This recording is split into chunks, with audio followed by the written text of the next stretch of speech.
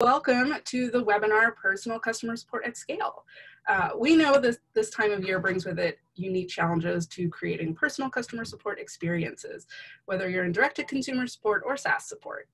In the former, your team may be dealing with a high volume of orders, and in the latter, you may be working at reduced team capacity due to holiday vacations. However, as this is a relevant topic regardless of the time of year, I am so excited to introduce you to Laura Jolly, Senior Customer Support Specialist at Intercom. She's here today to talk about crafting a sustainable approach to customer support designed to delight every time. Feel free to ask questions using the Q&A function or chat at any time. We'll answer them during the presentation if it makes sense, and otherwise we'll hold them until the very end. With that, Laura, take it away. Awesome. Thank you, Leah. Like she mentioned, I'm Laura. I'm a Senior Customer Support Specialist at Intercom. I'm based in our San Francisco office. Today I'm working out of Chicago, though, and not at all disappointed by the lack of snow I get to experience. But yeah, so coming at you from a different time zone than usual. So basically what I'm going to be diving into today, I'm going to give you a bit of my background and what got me into the role I'm in now. Then sort of dive into three areas, starting from the top to define what personal support looks like for your company, and then talk about how to set your team up for success by creating an environment support reps can succeed in. And then we'll talk a bit about individual workflows and tips to your support reps can implement to be more efficient and personal in their own workflows. And then we'll have some time for questions like she mentioned at the end. So diving on in, a bit about me. I grew up and I went to college in Honolulu, Hawaii. At which point I graduated and I moved to New Jersey and I worked in Philadelphia in marketing for about 6 years. Then I moved across the country. I picked up my life. I changed careers over to San Francisco about 3 years ago when I launched my career in customer support. And I sort of found my true calling with this. I'm really passionate about customer support. I fell in love with Intercom's mission of making internet business personal. So you could kind of say I'm in my dream job now. And since then, I've been promoted to a senior on the team, and I've sort of become the knowledge evangelist here at work, so, which is like a fancy way of saying that I'm obsessed with our documentation and resources and workflows. So what lies in the future for me? Apparently, I'll become an inbox warrior, but all jokes aside, I love this artwork because it sort of represents the empowerment I feel when I'm talking to customers, and I've got my little tool belt there of all the resources I use to achieve that. Awesome. So first things first, we imagine customer support as this job where messages sort of flood in from our customers and we excitedly grab a ticket or a conversation or a phone call. And hopefully we don't get one of these, a howler where a customer is angry, right?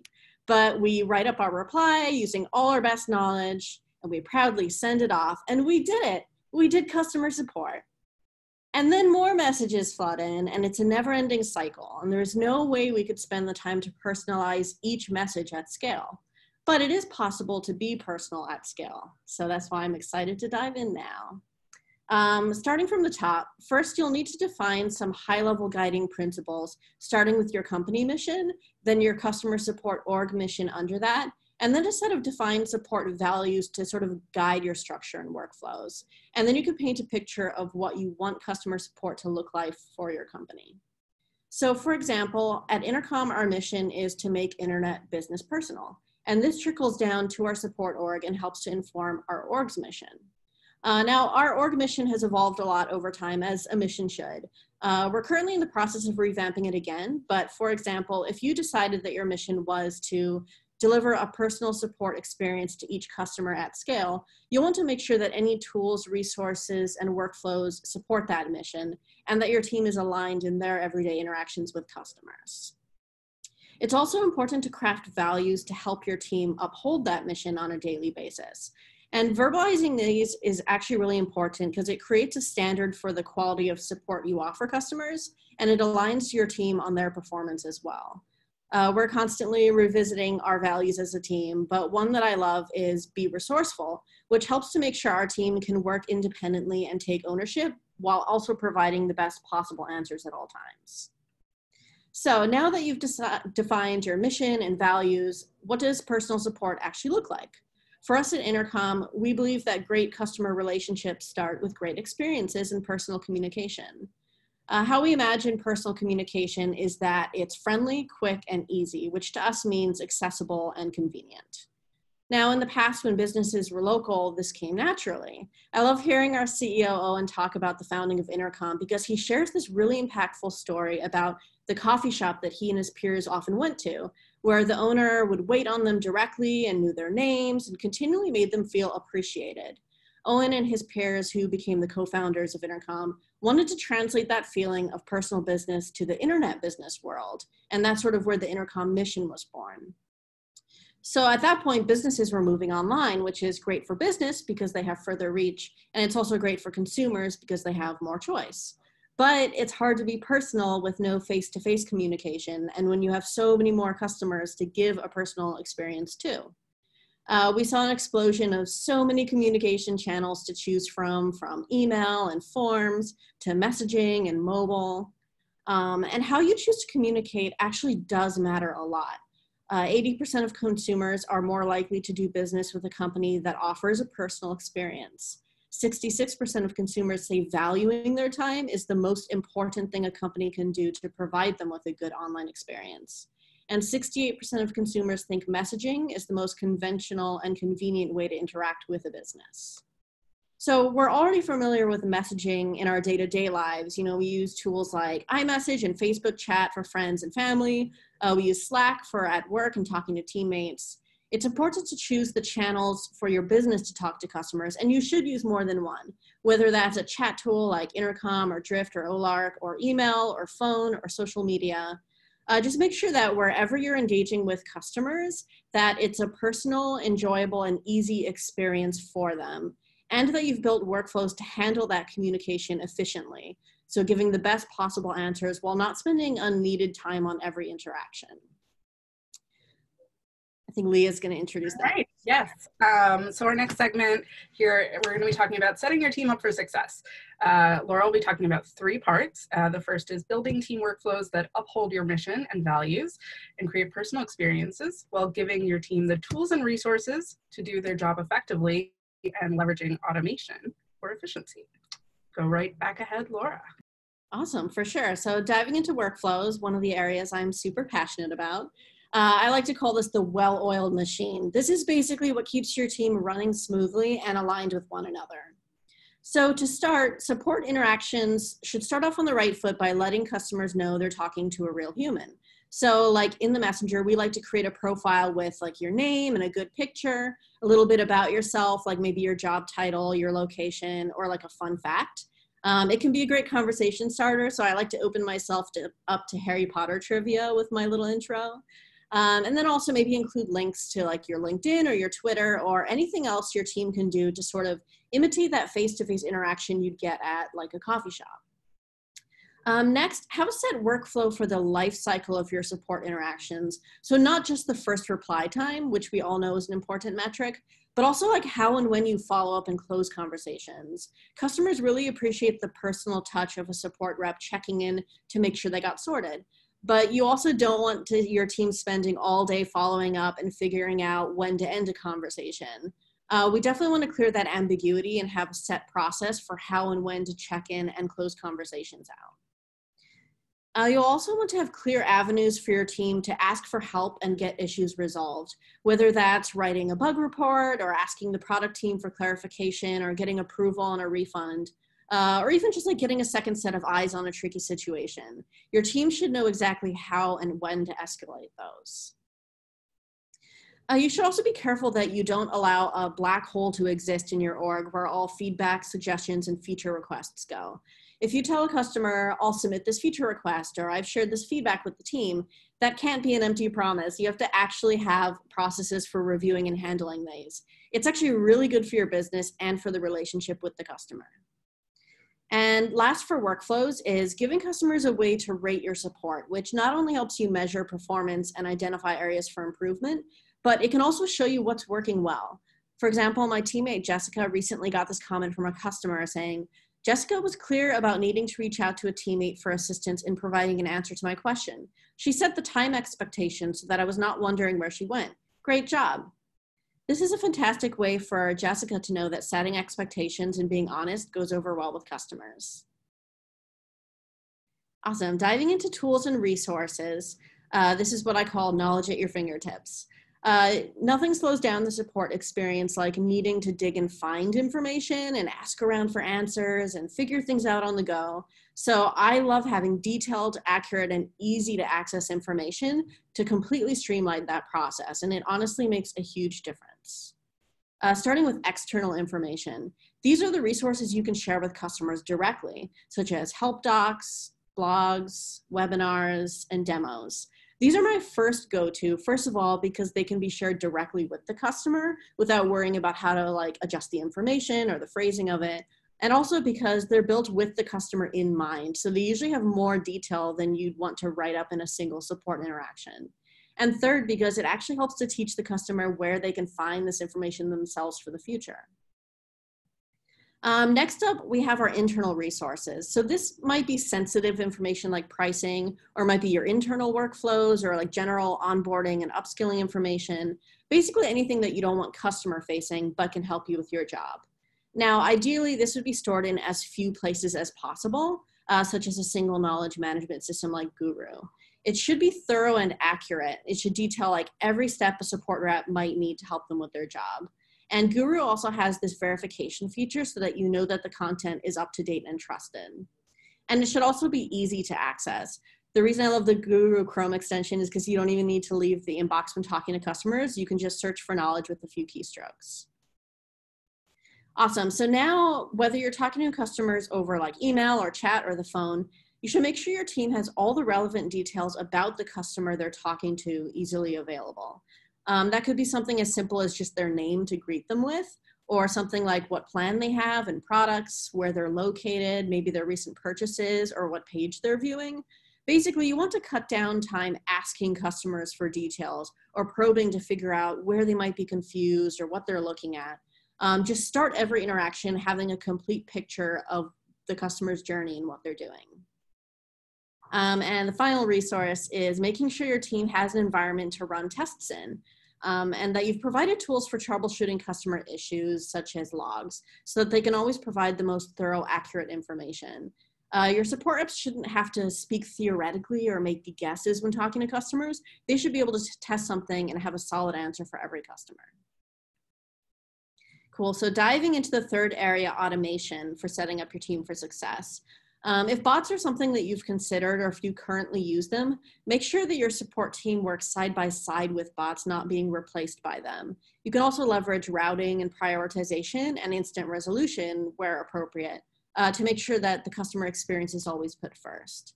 So breaking this down a bit, a brief look at chatbots, although that's definitely a larger conversation. There is a case for the business value of chatbots, and leaders have said that they increased their sales by 67%. And consumers actually expect it. 74% of them expect a chatbot to be available. That said, while chatbots do win with availability and reducing wait times and routing, humans are still needed. So from answering a more variety of questions or to dealing with complex situations, the entire reason we're talking about personal support today is because customers still do want to talk to humans, which leads to one of the two ends of a chatbot, which is instant resolution. This is when a customer gets their answer and doesn't need a human to step in. You don't even really need a chatbot for this. Customers can actually resolve their own issues leveraging, say, your help docs or other resources. Instant resolution is a beautiful thing, and hopefully you have a tool for measuring it as well so you can see how well your resources and chatbots are working.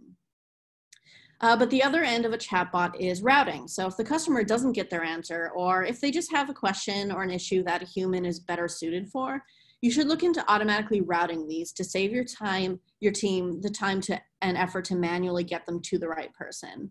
So for example, with leads, you might want to route them to your sales team, or technical conversations to an engineering team, or if you have a VIP customer, you might want to send them directly to their account manager. And this is also a good way to prioritize conversations based on the information you've gathered so far, such as the topic or the value of the opportunity. So we're about to jump into how to craft personal workflows, but I did want to bring up just one of the questions we've been asked, which is, do you use any tools for feedback / free response questions? How do you manage that internally? Do you want to take a minute to talk about that now, or do you want to wait until we get into crafting personal workflows? Yeah, for sure. I can dive into feedback now. So I take it that's feedback from customers to sort of know how your support is doing. Because we use the Intercom inbox, we have conversation uh, rating requests you can send at the end, but like that can always not be a good fit if you want to like ad hoc ask for feedback or if a customer proactively wants to send you feedback. So typically what we do is we sort of collect that feedback the same way we do all our support interactions, but then we can just leverage tags or we can pass things along to different teams. You can assign them around. There are lots of ways for doing that depending how those support interactions are handled, if you do chat or email or over the phone. But definitely suggest using something more automated and lightweight like tagging versus just, hanging on to that and hoping someone will read it. That is great. So I think with that, now we can definitely dive into creating personal workflows. This is for all of our support reps out there. Now that a framework has been set to provide you with the resources, tools, and workflows to do your job, how can you maximize your own efficiency and create personal interactions with each customer? Laura has 4 tips for you today. Awesome. So the first is text expansion. If your job involves a lot of typing and often using the same phrases and information, I cannot recommend enough getting a tool for text expansion. I like to use Text Expander, which is an outside tool built by Smile. You can craft snippets of like formatted text, images, and links to automatically expand when you type shortcuts. This is my #1 tool for balancing personal support and efficiency because you could write all of your text expanders in your own tone and voice, of course, in line with your company and team brand voice, and then you never need to type them again. I'm also moderately obsessed with data, and so I'm proud to say that in my best month, I expanded over 3,500 snippets and saved 5 hours of time. That's 5 hours of work time I saved in a month just by cutting down typing, which is pretty impactful. I just want to interrupt for 1 second and actually let everyone know that we will have a list of all of these tools available for you to download at the end, just a quick cheat sheet that you'll be able to take away. We will also send it out tomorrow. Sorry to interrupt you. No problem. Yeah, I definitely love my tools. So some examples of the types of text expanders I use. With greetings, follow-ups, closers, and setting expectations, I have multiple versions that I use and toggle between depending on the situation and the customer. I also expand emojis and GIFs because I use them a lot. Those are just seconds, but they do actually add up a lot. Also links that I commonly send customers, templates such as like passing to another inbox or troubleshooting steps, common steps I often type out to customers like how to hard refresh their browser, or longer explanations that I sometimes have difficulty wording and don't want to figure out how to word every time I type it. Also lorem ipsum, the placeholder text. Sometimes I'm testing an issue to do with like the length of an article or a message, and I just want to like fill in a large block of text. And then last, but definitely not least, is Slack statuses. I can quickly change my status in Slack to let teammates know what I'm doing without even a single click. I'm also a little obsessed with taking notes. I do a million things every day, and like there's no way I can keep track and remember everything without constantly taking notes. So I have both like my personal notes where I jot down ideas that pop into my head, but also within conversations with customers, we use internal notes a lot as a team. And this is where I jot down like my investigation steps, any links to resources, any questions to follow up on the customer with, so that I can bounce between customers and projects without losing my place. Organization is also a passion of mine. We live in a world with too much communication, too much content, too many things going on all the time, and I can easily lose all day just catching up, reading, organizing, scheduling, planning, and not even have time to talk to customers. But I've streamlined my workflow so that that doesn't happen. To start, I bookmark a lot of resources to help me with my job and things to share with customers, and I organize all of those resources into folders. And for the bookmarks I use most frequently, I actually put those on text expanders for even faster access so that I don't need to dig through my bookmark folders. I also keep my email inbox really clean. I'm always reading my messages, moving them into labels, prioritizing for follow-up, and then deleting what I don't need so that my email inbox is always clean.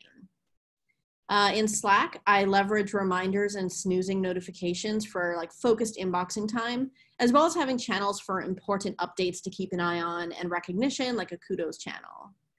I also leverage reminders in my Google Calendar, as well as color coding and blocking off time to catch up on email and communication so that I can have that focus period talking to customers. And then last, I definitely recommend finding a tool you love for project management and to-do lists to keep track of everything you're working on outside of talking to customers. Awesome. So moving on to the second area here. So now you're talking to a customer. Great. We want you to make sure you don't sound too much like a bot, or you don't want to sound like you're reading from a script. Our brand voice at Intercom is pretty conversational. So like if I wouldn't say it in a real life conversation, I wouldn't type it in the inbox to a customer. So this is your chance to develop your own voice. As long as you're sort of following within your company and team's brand and voice guidelines, come up with some openers and follow-ups and closers and other phrases that feel good to you and save them as text expanders. Then you can feel free to tweak them over time. Some of my current favorites are like, just wanted to check back in to see how you're doing with this. Is there anything else I can help with for now? No rush on my side, just wanted to let you know I'm here if you need a hand with anything else. In the meantime, have a great rest of your day. I'm hoping you're all set for now, but if you'd like to me to dive back into this one, definitely reply here whenever you're free. So like these are personal ones that I've written in my own voice and save them as text expanders so that I don't need to type them every time, but I can always tweak them depending on the customer and the situation. Also for emojis and GIFs. Now this also will depend on your company and team brand, but emojis and GIFs can be a great way to build tone into your writing and to help convey the intention behind your words. For example, I'll send the magnifying glass when I'm investigating something, or the swimming emoji when I'm diving into something. And a few of my favorite GIFs as well, like when I'm investigating, I'll send this one. Or if I'm following up, sometimes I'll say, just wanted to circle back around here. And I've got this fun one of the dog circling around. Sometimes customers get it, sometimes they don't, but it's fun. Or when I start to look into something, I'll send like, that's an excellent question. That sort of like gets it started off on a more casual foot. Cool. But matching tone is also important. So there are some times where casual phrasing and emojis and GIFs aren't appropriate, even if it is within your team voice guidelines. And I know that kind of seems obvious on the surface, like if you're talking to an angry customer, but there are also many subtle reasons to adjust your phrasing too. And I keep a really close awareness in every interaction. For example, if the customer is really formal, or if there's a language barrier and they might not understand your local references and colloquialisms, or if their previous history with you shows that they don't like emojis and GIFs, or if the topic is serious, or if they respond to your messages with short, terse answers. And also, I like to match length. So if they do write longer messages with a lot of detail, I tend to respond with more detail from my end. Do you mind if I just ask a question for a moment? Karina has asked, does your team use Zendesk? How do you make sure that your whole team has access to the same resource, i.e. each team member might have different bookmarks, which could be confusing? So I think, yeah, can you just talk a little bit about your CRM? Yeah, we use Intercom for our support, and we use Guru for our resources. So it's not that everyone would have the same bookmarks. I know we all kind of like have our own way of organizing our resources for ourselves, but we have the same starting point using Guru because we have like collections with all the different resources we need, and then people can sort of favorite and bookmark the things that they want from there. But during our onboarding, we show everyone kind of like how we organize our content and where our resources are to give people a starting point in knowing like which resources are most important. I hope that answered the question. Cool. I can always dive in more at the end if there's follow-up questions.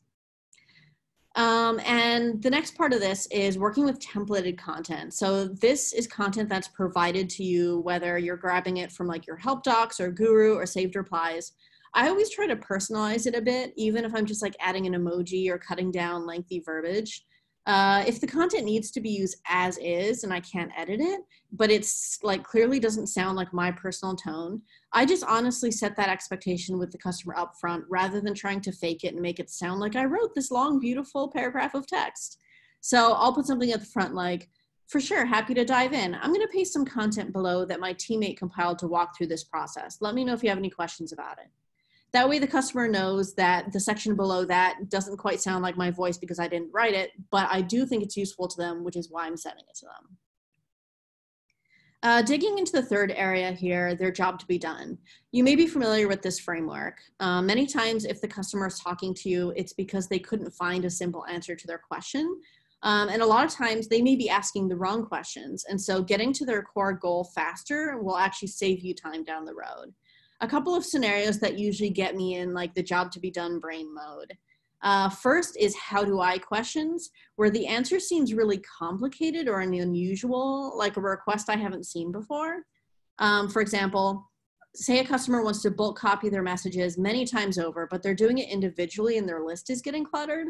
So instead of just showing them the bulk copy option, I dig to understand their goal and find out that they're actually trying to target the same message to different URLs. So I just show them how to target that single message to multiple URLs in the audience so that they don't need to make copies at all. Another one is feature requests. So every time I get a feature request, I attempt to share some sort of a workaround. I can actually count on one hand the times I've had to tell someone that it's a feature request with no workaround. And of course, most of the times the workaround isn't ideal. It usually requires extra work on their end, but usually the effort of providing it is appreciated. And sometimes the customer actually loves the workaround and it's actually quite easy for them. For example, we don't have a way to do X at the moment, but it's definitely an idea worth exploring. I've gone ahead and passed this along as a feature request. So the team has as much context as possible. Would you mind telling me a bit about your particular use case and how you were looking to use this feature? I'm going to, can you go back one slide just for a quick second? We have a question from Leslie. Do you use any other tools or processes for providing feedback more formally to your product development teams, et cetera? And I thought, as we're talking about workarounds, what do you do when these feature requests come in? How do you communicate that forward? Yeah, for sure. The process is so different for every customer. I know I've talked to a lot of customers that have their own methods for like passing along feedback and feature requests. I am always very pro automation. So we do a lot of this automatically here. We use like tagging, we pull reports of feature requests based on the tags. So if you like tagged a ticket or a conversation with like feature request and then also tagged it with like maybe the name of your product team or product or basically what it's related to, you can like set up processes to pull reports that segment it to like the right team and where it should go. And then you can have those product teams just kind of review anything that's like tagged feature request or pulled through some sort of automation process. Yeah, hope that makes sense. Cool. All right, in this last segment, you've heard the phrase, give a man a fish, feed him for a day, teach a man to fish, feed him for a lifetime. Part of the benefit of sharing resources is actually teaching customers where to search for answers. And part of it is giving them more detail than you could write in a single interaction. And we covered this in an earlier section, but I wanted to dive here into the best way to approach sending these resources to customers so that it doesn't just look like you're doing a huge information dump, or that you're outsourcing the heavy lifting for the conversation. Here's a short example of sending a resource in a personal way. I'll say, my colleague Jack actually wrote a great article that walks through these steps. I definitely suggest giving that a look. Essentially, you'll want to do A, B, and C. Now, I like to write that little TLDR because I don't want to just be like, hey, go read this article. Hope you got your answer. Like, I'll put a little TLDR in case they don't have time to read it, but I definitely want to provide the longer resource so that they can dive into as much detail as they need. Now here's a longer example where I have a ton of resources I want to share, but I want to make sure that it's readable and personal despite all the information. And this typically happens when I'm offering best practice advice. So I'll say something like, it sounds like you have a strong idea of what you're looking to do, and Messages is great for setting up onboarding campaigns. This is my absolute favorite resource to start, the Onboarding Starter Kit. We also wrote a free book, Intercom on Onboarding, a blog, How to Create the Perfect Onboarding Campaign, and a demo video if that's more your style, onboard and engage users. Clearly, we are obsessed with onboarding and Intercom. You can also download the campaign planning guide to help get the wheels turning. I know that was a lot, so let me know if you have any questions or want me to take a look at any of your setup. So sort of formatting that in a way that's easy to read, provides a lot of information, still, is empathetic and jokes around, and then also acknowledges, I know that was a ton of information, but I'm here to help you. Cool. And that is it for our presentation. We got through everything here. I want to give you some key takeaways, just a high-level overview of what we covered. So starting from the top with defining your company and team mission, your values, and then painting a picture of the support you want to offer as a company. Then setting up your team for success with resources in as few places as possible that are thorough, accurate, and easy to access.